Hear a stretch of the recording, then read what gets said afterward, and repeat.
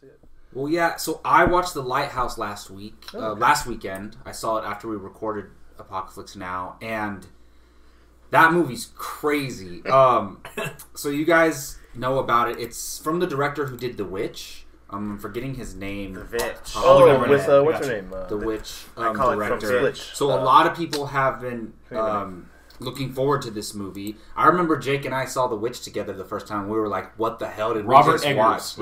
Robert Eggers. We saw that by ourselves by the way, and there was nobody else in the theater. Yeah, it was just us two. It was like 9 o'clock at night. We're like, "What are we doing?" It was a good movie, but it's a very heavy movie, and we were just like, "What was that last scene we just saw?" I'm trying to think of her name. From Anya Taylor-Joy. Anya Taylor-Joy was coming out. So, if you thought the Witch was weird, I call it the Witch. I just looked it up right now, and that's how it's actually spelled. Yeah. Two V's.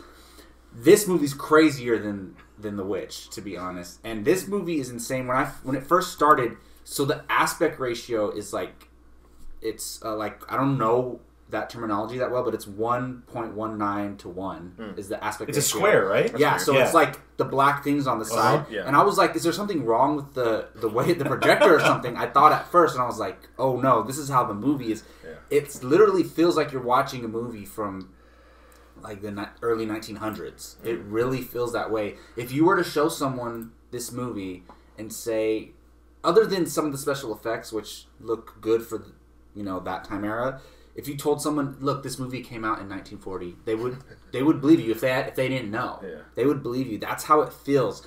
Now, as far as if I enjoyed it or not, I will say it's not a movie for everyone. And I like weird stuff, but this movie's just crazy.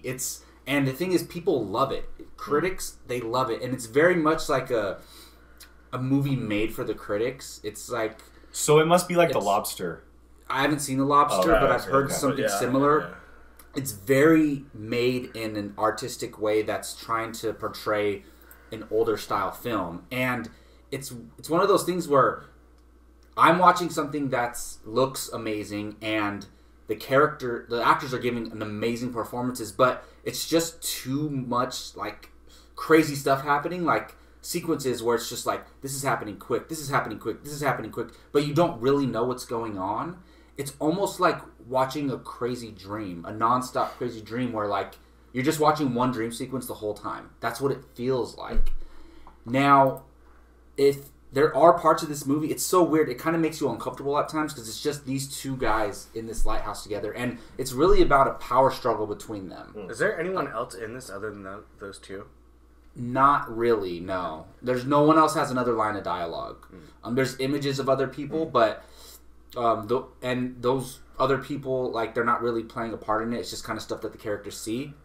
Yeah, right. So it's a very odd film. I will say Robert Pattison is incredible in this. I've been waiting for you to bring this up. He is amazing. And people have been talking about this movie since the beginning of this year. For a while. Even since last year, they were talking about this movie and his performance. The trailer came out like months ago.